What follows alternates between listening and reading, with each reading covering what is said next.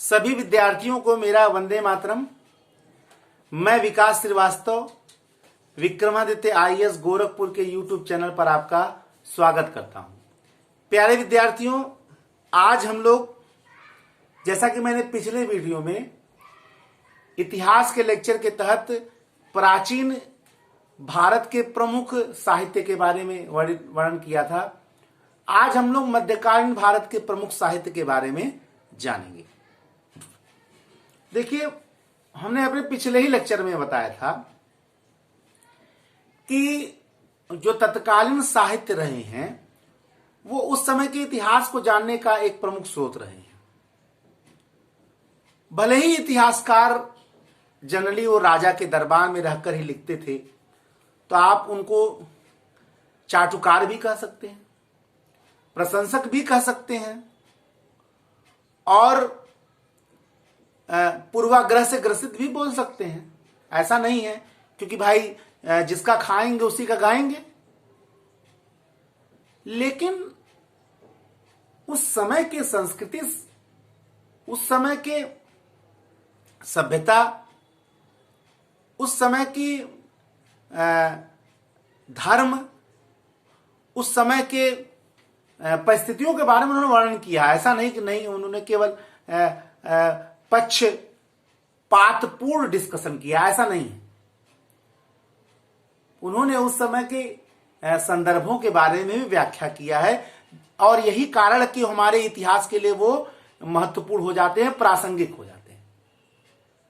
उनका प्रासंगिक होना इसी बात में निहित है कि उस समय के परिस्थितियों के बारे में भी उन्होंने वर्णन किया है, तो वो प्रासंगिक हो गए। तो आज हम लोग मध्यकालीन इतिहास के बारे में देखेंगे और उन प्रासंगिक साहित्यों के बारे में जानेंगे जो हमारे इतिहास की जानकारी को बढ़ाते हैं। हमारे इतिहास की जानकारी को बढ़ाने के कारण ये प्रासंगिक हैं और उसी के क्रम में आज हम लोग जानेंगे मध्यकालीन इतिहास के प्रमुख साहित्य। हमने आपको पिछले ही वीडियो में बताया था कि इतिहास लेखन की परंपरा इस्लाम ने लाया था हमारे देश में, तो मध्यकाल जनरली इस्लामिक काल ही था। तो यही कारण है इतिहास लेखन की परंपरा यहीं से आ गई। क्रमबद्ध इतिहास, तवारीख, डेट वाइज इतिहास, यहीं से लेखन प्रारंभ हो जाता है। मध्यकालीन इतिहास में सबसे प्रमुख जो पहला ग्रंथ माना जाता है वो है चाचनामा।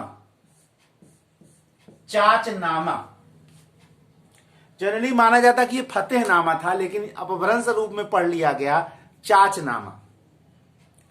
अब चाचनामा के इतिहासकार के बारे में बहुत लोग इसको विवादित मानते हैं कि इसका लेखक कौन था, ये निश्चित नहीं है।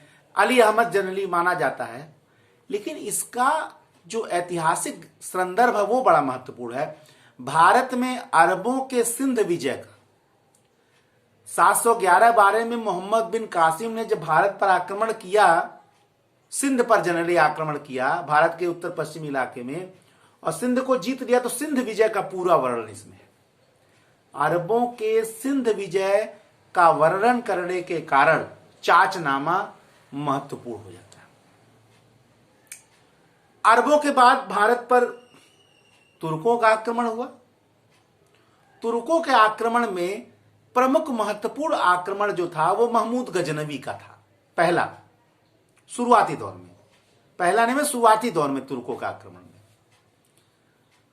तो इस क्रम में एक महमूद गजनवी के साथ एक इतिहासकार भारत आया जिसका नाम था अल-बरूनी।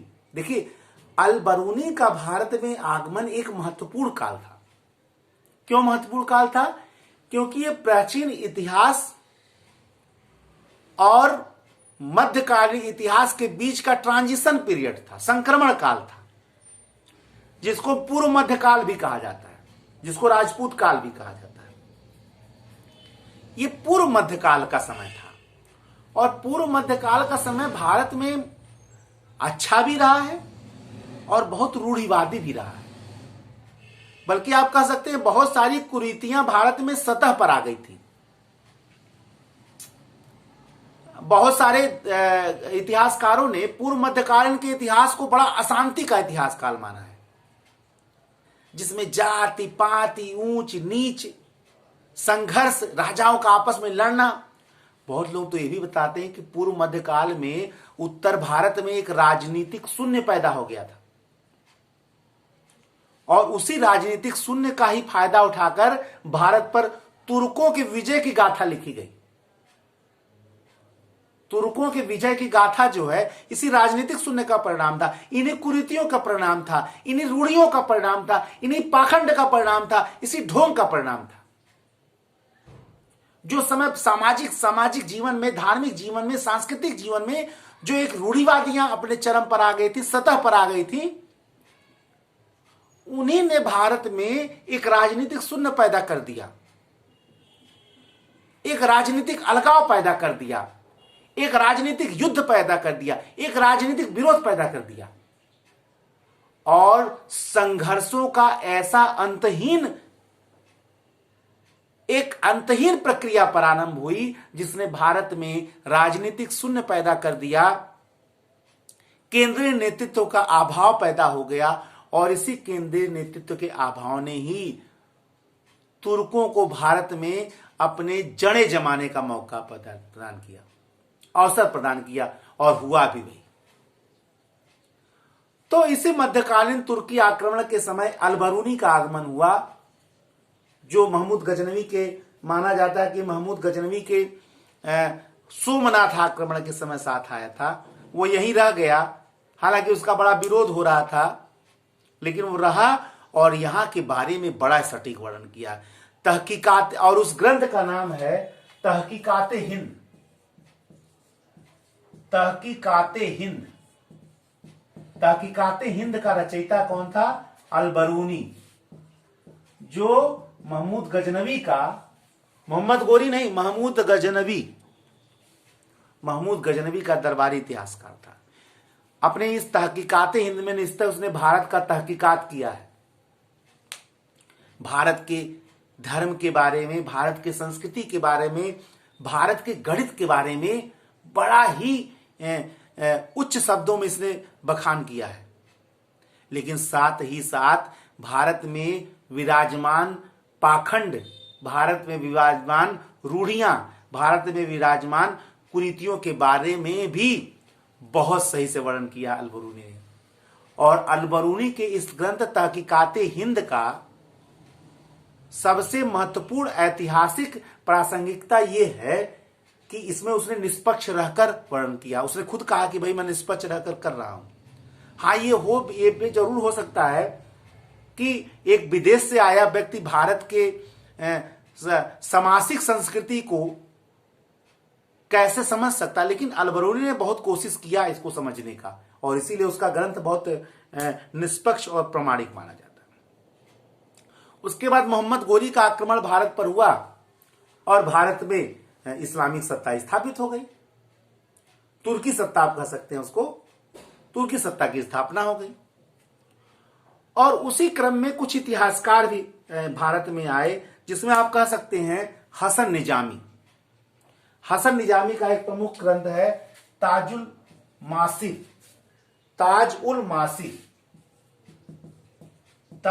मासी, ये हसन निजामी का है। और इसी क्रम में एक और ग्रंथ का रचना है, हसन निजामी इसके लेखक हैं। इसी क्रम में एक और ग्रंथ का रचना है तबकाते नासिरी,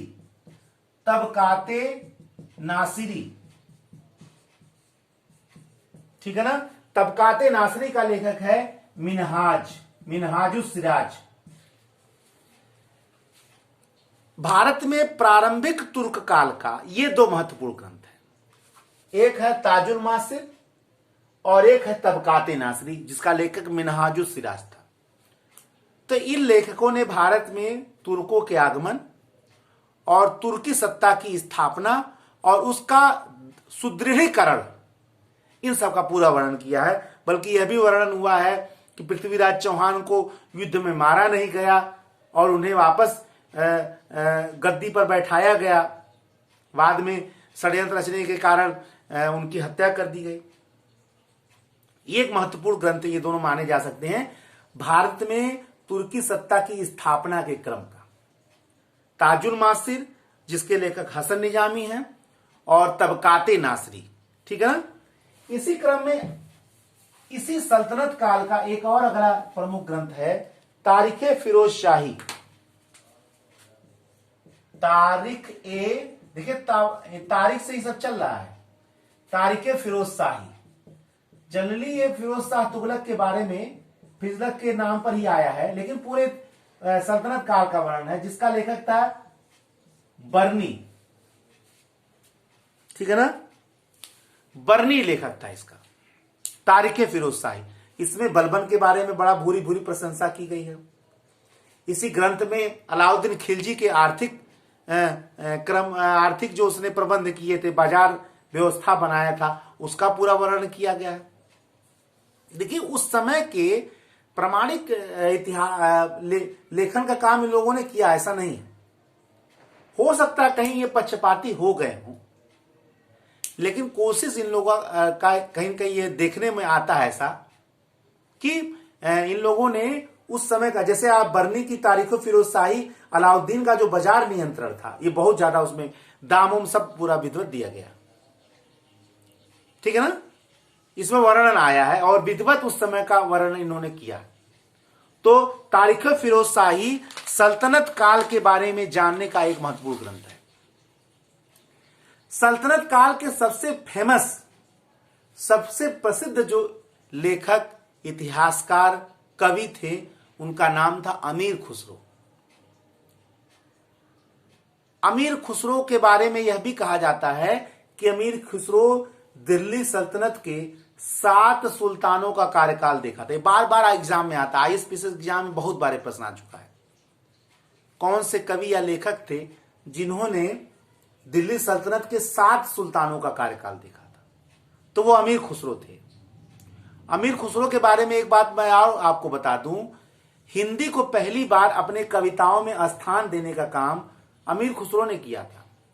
अमीर खुसरो के बारे में एक और महत्वपूर्ण बात आपको बता दूं कि खड़ी बोली के विकास में, हिंदी का जनरली जो मानक रूप है वो खड़ी बोली से मिलता है, और बहुत सारी बोलियां हैं, अवधी है, ब्रज है, बिहारी हिंदी है, भोजपुरी है, पहाड़ी हिंदी है, राजस्थानी हिंदी है, बहुत सारी हिंदी की बोलियां हैं, लेकिन जो उसका मानक रूप वो खड़ी बोली से बहुत ज्यादा मिलता है। तो खड़ी बोली के विकास में बहुत बड़ा हाथ जो है वो अमीर खुसरो का है। बार बार प्रश्न आते हैं एग्जाम में। देखिए टफेस्ट प्रश्न है और बहुत जल्दी ही विद्यार्थियों के उसमें नहीं आते हैं, समय लगता है जानने में। जानते तो सब जान सकते हैं बच्चे, समय लगता है। जिन चीजों को मैं तत्काल बता दूंगा उसमें समय लगेगा आपको जानने में। तो खड़ी बोली के विकास में उनका महत्वपूर्ण स्थान है, और यह भी महत्वपूर्ण है कि उस समय उन्होंने बहुत सारे ग्रंथों की रचना की। उनमें कुछ ग्रंथों के बारे में हम लोग जानेंगे, चाहे वो किरान उस सादेन हो, चाहे आसिका हो, चाहे नू सिपेहर हो, और सबसे प्रसिद्ध जो मुख्य रूप से माना जाता है वो तुगलक नामा है। कई बार आया भी एग्जाम में, तुगलक नामा के रचयिता कौन थे? तो वो अमीर खुसरो थे। अमीर खुसरो के बारे में जो मैंने आपको मूल चीज बताया वो ये था कि हिंदी को अपने कविताओं में, अपने लेखों में पहली बार शामिल करने का जो काम किया वो किसने किया? अमीर खुसरो ने। चाहे वो नूह सिपेहर हो, चाहे वो आसिका हो, चाहे वो किरान उस सादेन हो, चाहे वो तुगलक नामा हो, ये तमाम महान ग्रंथों के रचयिता जो हैं वो अमीर खुसरो को ही माना जाता है। ये तो जनरली सल्तनत काल की बात रही। सल्तनत काल के बाद मुगल काल आया। मुगल काल में साहित्य लेखन की बहुत बड़ी परंपरा है। बहुत सारे ग्रंथ तो स्वयं अकबर ने लिखवाया, और अकबर के इतिहास लेखन का या साहित्य लेखन का अकबर को इतना इंटरेस्ट था कि अकबर ने एक परंपरा का प्रारंभ किया कि उसमें अन्य भारतीय ग्रंथों का जो संस्कृत में है, जो अन्य भाषाओं में था, उनका अनुवाद फारसी में करवाया, और उसको अनुवाद कराने के लिए उसने अनुवाद विभाग की रचना की, और बहुत सारे लेखकों को उसने खुद लिखने के लिए कहा। तो मुगल काल का जो प्रारंभ होता है उसमें भी बहुत बड़े ग्रंथ लिखे गए। सबसे महत्वपूर्ण ग्रंथ माना जाता है तुजुके बाबरी, तुजुक ए बाबरी। और तुजुके बाबरी का जो लेखक था वो था बाबर। इसी को बाद में फारसी में इसका अनुवाद कराया गया और बाबरनामा कहा गया। तुजुके बाबरी का लेखक जनरली तुर्की भाषा में कौन था, और इसको बहुत लोगों ने प्रमाणिक ग्रंथ भी माना है। हालांकि ऐसा लगता नहीं है कि अब बाबर खुद लिख रहा था। अब बाबर भारत की संस्कृति के बारे में कितना जान रहा था, उसके आए कितना दिन हुआ था। 1526 में उसने भारत का विजय किया, 1530 में मर गया। तो उसमें बाबर क्या कर सकता था, कितना जान सकता था। उसने भारत की यहाँ के रहन सहन खान पान के बारे में बड़ी बुराइयां भी की हैं। कैसे बाबर की बात मान ले। बहुत लोगों ने बड़ा प्रमाणिक ग्रंथ माना है, हमें नहीं लगता। 4 साल जिसको भारत की संस्कृति को जानने के बाद लिखा हो, भारत की संस्कृति जो अनंत है, भारत की संस्कृति जो सनातन है, जो अविरल है, उसको जानने के लिए बाबर जैसा आक्रांता, बाबर जैसा खाना बदोश, बाबर जैसा आक्रमणकारी जो तलवारों के खनक में ही नींद लेता हो, जो भारत की संपत्ति को लूटने के उद्देश्य से आया हो, कैसे वो भारत की संस्कृति के, मैंने सुना कई बार पढ़ा है भारत के बारे में बाबर का लेखन, बहुत बुरा लगा है हमें। और बहुत सारे लोगों ने उसको बहुत ही प्रामाणिक ग्रंथ माना, मैं नहीं मानता। हालांकि मैं आपको निष्पक्ष रूप से ही बताऊंगा, इसमें कोई दुराग्रह के रूप में या पूर्वाग्रह के रूप में मैं इसका वर्णन नहीं कर सकता। निष्पक्ष रूप से यही वर्णन करूंगा कि अगर बाबर ने भारत के रहन सहन खान पान के बारे में बुराइयां की हैं तो निश्चय ही यह उसके समझ के परे की चीज थी। 4 साल भारत में रहने वाला कोई आक्रांता भारत की संस्कृति को किंचित मात्र नहीं जान सकता। संपूर्ण समग्रता में जानने का तो सवाल ही नहीं पैदा। तुजुके बाबरी। फिर अकबर ने अपने बुआ गुलबदन बेगम से कहा कि हमारे पिता के बारे में कुछ लिख डालिए। तो बुआ ने हुमायूं के बारे में जो लिखा उसको वो हुमायूं नामा बन गया। हालांकि उसके कई वालुम है, उसने पहले वालुम में अपने पिता बाबर के बारे में लिखा, लेकिन मूल ग्रंथ तो हुमायूं के बारे में लिखना था अकबर के कहने पर, तो उसका नाम था हुमायूं नामा। बार बार एग्जाम में पूछता है कि हुमायूं नामा के लेखक गुलबदन बेगम बार बार पूछा गया, तो गुलबदन बेगम थी। हालांकि अकबर के कहने पर बुआ ने उनके पिता के बारे में लिखा था अकबर के, और नाम पड़ गया हुमायूं नामा। मध्यकाल का जो सबसे महत्वपूर्ण मुगल काल का जो सबसे महत्वपूर्ण ग्रंथ माना जाता है वह अकबरनामा, जिसका एक नाम आईने अकबरी भी कहा जाता है। यह अकबर के शासन काल का लगभग वर्णन है, जिसको इसके दरबारी या एक मनसबदार, दरबारी कहना शायद बहुत उचित नहीं होगा, कवि लोग कहते थे दरबारी कवि। हालांकि वह एक राजनीतिक व्यक्ति था और उसका नाम था अबुल फजल। अबुल फजल भाई, हम आपको वास्तविक इतिहास जो बताएंगे वो बहुत उधेड़ बुन करके बताएंगे। और केवल ये कवि नहीं था बल्कि अकबर का मनसबदार था। अकबर के पॉलिटिकल कार्यों में पूरा हस्तक्षेप था अबुल फजल का। और बहुत जगह अबुल फजल ने पूर्वाग्रह से ग्रसित होकर भी एक ग्रंथ लिखा है। जिस प्रकार हर्षवर्धन के बारे में यह कहा जाता है कि हर्षवर्धन वही था जो वाणभट्ट और ह्वेनसांग ने उसे बनाया, तो शायद यह भी कहने में गुरेज नहीं किया जा सकता है कि अकबर वही था जो अबुल फजल ने उसको बनाया। अकबर के बारे में जो इतिहास लिखा जाता है, जनरली उसका सबसे प्रमाणिक स्रोत लोग क्या मानते हैं? आईने अकबरी, अकबरनामा। बल्कि मध्यकाल का बड़ा प्रमाणिक ग्रंथ माना जाता है। मैं इसको इसलिए मानने से इनकार कर सकता हूं क्योंकि अकबर का दरबारी था, अकबर का ही खाता था तो अकबर का ही गाएगा। ठीक है, अबुल फजल ने बहुत प्रमाणिक जानकारियां भी दी अकबर के बारे में, जो अकबर के काल को जानने के लिए हमारे, लेकिन कहीं न कहीं बहुत सारे केसों में अबुल फजल पूर्वाग्रह से ग्रसित हो गया है। जैसे महाराणा प्रताप के विरुद्ध अकबर की बार बार असफलता को अबुल फजल ने वर्णित नहीं किया। दिवेर का युद्ध जिसमें महाराणा प्रताप ने घोड़े सहित बहलोल खान को 1.5 कुंटल के बहलोल खान को काट दिया, अबुल फजल ने नहीं वर्णित किया। सलीम के नेतृत्व में सेना बार बार महाराणा प्रताप से पराजित कहीं नहीं लिखा। बहुत सारी चीजें नहीं लिखा। तो किसी भी ऐतिहासिक ग्रंथ को जो किसी दरबारी ने लिखा हो, आप बताइए, अगर यही मान लीजिए अकबर के दरबारी द्वारा लिखा ग्रंथ आप प्रमाणिक मान लेंगे भैया, तो पृथ्वीराज चौहान के दरबारी चंद्रवरदाई द्वारा लिखित पृथ्वीराज रासों को आप प्रमाणिक क्यों नहीं मानेंगे? चंद्रवरदाई द्वारा लिखे गए पृथ्वीराज रासों में यह लिखा हुआ है कि मोहम्मद गोरी की हत्या खोखरों ने नहीं की, अपितु स्वयं पृथ्वीराज चौहान ने की, शब्द भेदी बाण मारकर।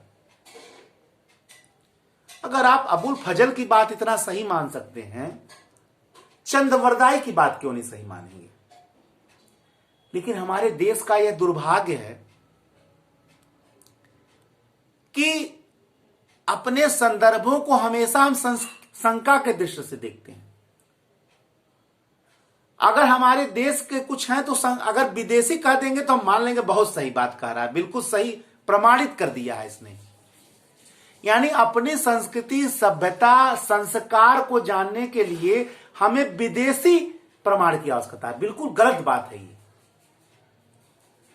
जब विदेशियों के पुरखों का कहीं अता पता नहीं था तब हमने बड़े बड़े साम्राज्य स्थापित कर लिए थे, हम उनको प्रमाण कैसे मान सकते?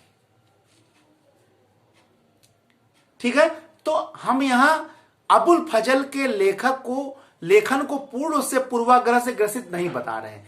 बहुत सारे ऐसे केस हैं, क्योंकि देखिए एग्जाम में आपके बहुत सारे प्रश्न ऐसे भी आ जाते हैं कि अबुल फजल के अकबर कालीन इतिहास के लेखन का आलोचनात्मक मूल्य